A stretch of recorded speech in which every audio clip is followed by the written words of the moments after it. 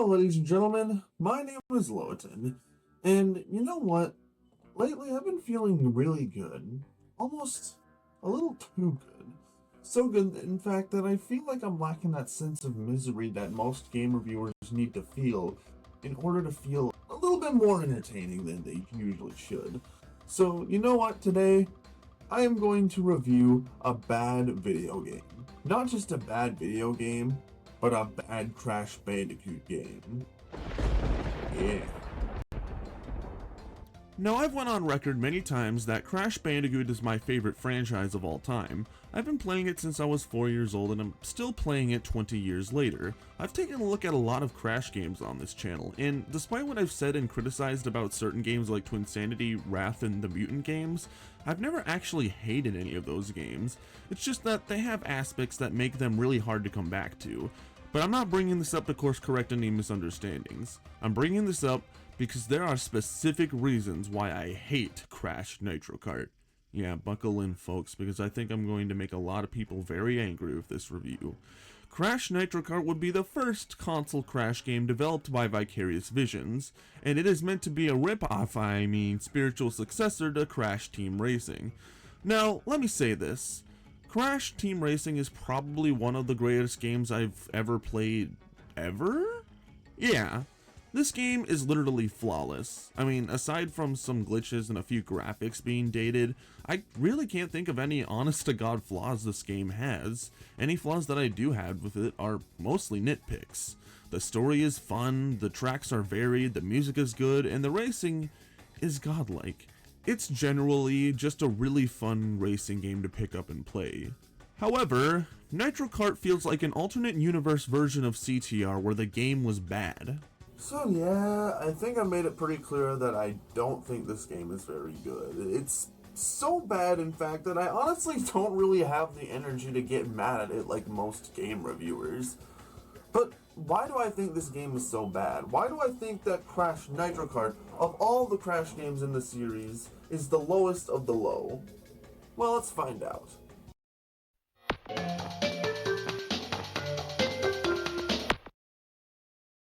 First off, before I get into the meat of why this game is so bad, I want to talk about the things I actually liked about the game. This isn't the worst game I've ever played, so there has to be some points of praise, right? Right off the bat, I think the game aesthetically wise looks gorgeous. This is definitely the best looking Crash game in the PS2 era. The lighting is pretty, the colors are vibrant, and honestly, despite these tracks not being fun to play, they're still really pretty to look at. There's a reason why these tracks were brought back in Nitro Field, and I think they practically saved those tracks because why waste good art on a game like this? Another positive is the music. To understand my perspective with this soundtrack, I want to compare it to the Wrath of Cortex for just a moment. Wrath of Cortex soundtrack was amazing. It's among my top 5 favorite video game soundtracks of all time. The way they utilized synths to make this dramatic but also adventurous electronic feel that sounded great, but nothing like traditional Crash music. Flip the coin, then you have Crash Nitro Kart soundtrack. A soundtrack that doesn't sound too memorable, but definitely sounds like Crash music.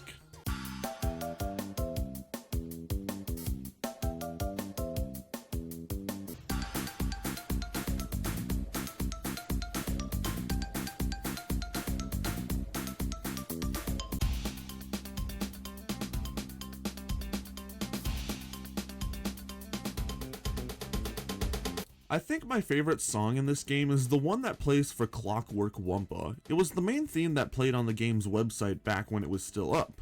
This is a good soundtrack, but just good. Not amazing, not bad, heck, I wouldn't even say it's average, it's just, good. The final positive I have for this game is the characterization of, well, the characters. Everyone sounds great here. This was the final Crash game to use Clancy Brown as Cortex, as every game after this would use Lex Lang. Okay, off topic, but I want to jump into this debate. Who do I think is better as Cortex? Lex or Clancy? This is a question I've asked myself for a long time because I have a nostalgic bias for both of them, and I think they're both great in their own way. However, if you were to put a gun to my head, I'd probably say that I prefer Clancy Brown. Don't get me wrong, I love Lex Lang, especially in Twinsanity, but Lex always felt like he was doing an impression of Clancy, with his own comedic flair added to it. Regardless though, I still think Lex Lang is a great Cortex, and putting voice acting aside, I think the characters feel like themselves. This feels like an authentic Crash Bandicoot story. And yeah, that's all the positives. Okay, now the negatives. Beginning with my most minor complaint, I hate how you have to beat the game twice to get the full gist of the story. The game is divided between two team members, Team Bandicoot and Team Cortex. Both teams go through the same levels but experience different cutscenes in their stories. That's a really dumb way to pad out the game, but meh, I can just look at the cutscenes online now, so it's not really a major complaint. But one major complaint I do have are the character models.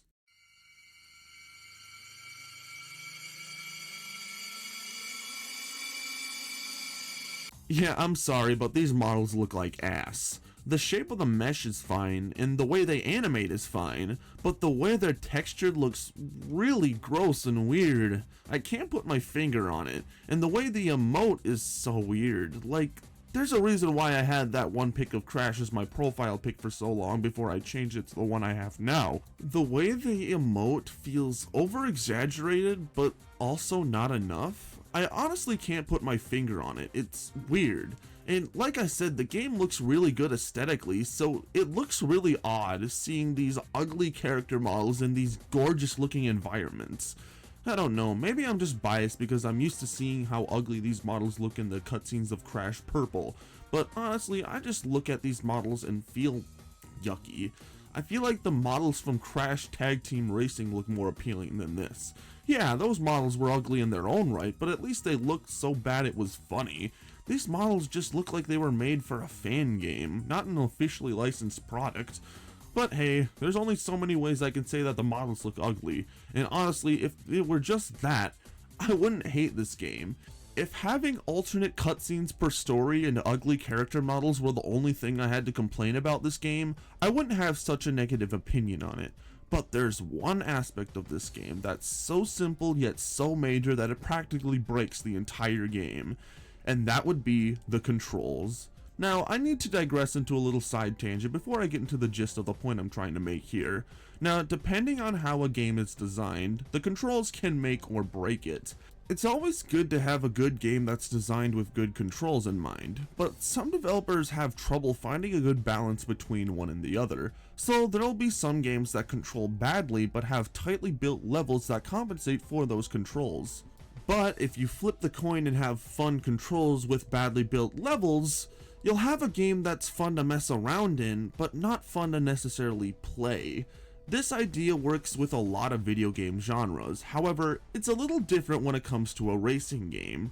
When you make a game that's completely oriented around going fast, tight controls and tight design is an absolute must-have, and the racing genre is a prime example of that. Crash Team Racing's controls are perfect. It's still very simple to pick up and play and understand how the base mechanics work. Easy to learn, difficult to master. But Crash Nitro Kart decides to take the controls from CTR and completely butcher them. Your karts take so long to build up speed, and obviously when you reach a turn you have to slow down, which sucks because you're already going slow, and it doesn't help when you get hit by a rogue enemy or item because you immediately lose all of your speed.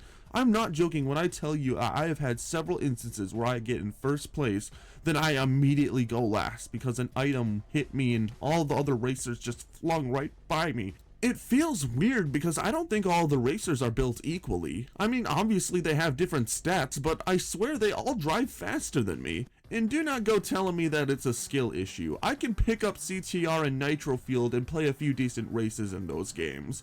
This game does not feel fun to play, and that's the problem with Crash Nitro Kart, because of how unsatisfying it feels and to simply just drive. It completely nullifies the experience as being dull. And I don't care that there's a team-up mechanic. I don't care if there's new tracks, even though the majority of them are straight copy and paste rip-offs of CTR. I don't care if I lose a race or two. I just want to play a fun racing game that feels fun to play. And CNK does not feel fun to play. The final boss in particular is a huge pain in my ass.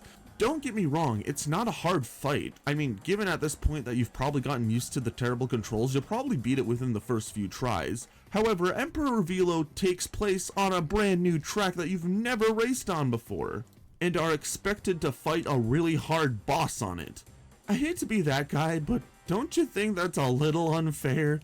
Like, don't get me wrong, I think the new track is cool, but this is the final boss. With all the crap that I've gone through at this point, couldn't you give me a little bit of a break? I don't even know.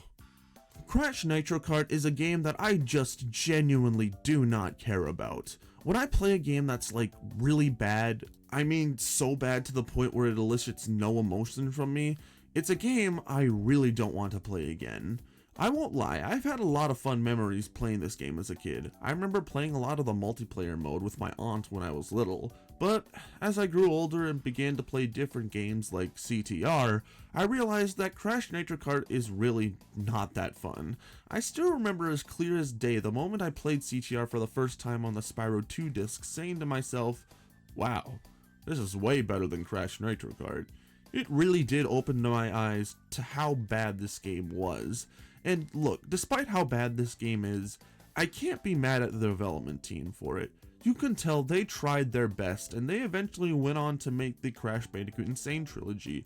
And my personal feelings on that game aside, it was the game that brought Crash Bandicoot back into the gaming industry. So we got to give Vicarious Vision some credit here. As for this game though, I'll be perfectly happy just looking at a playthrough on YouTube rather than to go through the trouble of playing this game myself again. God. Sorry if this review came across a bit more negatively, but you know what? I say what I mean and I mean what I say. And I thought, you know, it'd be a little interesting to talk about a game that I didn't like very much, but, you know, like...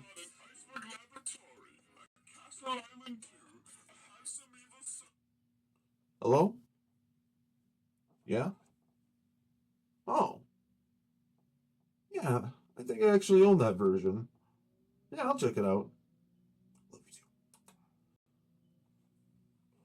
So, apparently there's a Game Boy Advance port of the game, so let's check it out, shall we?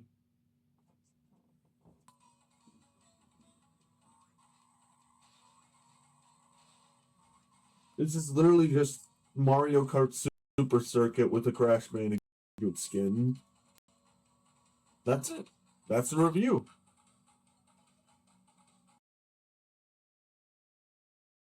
Thank you guys so much for watching this episode of Loweton Reviews. Now, I hope you guys enjoyed this one because I plan on making more soon.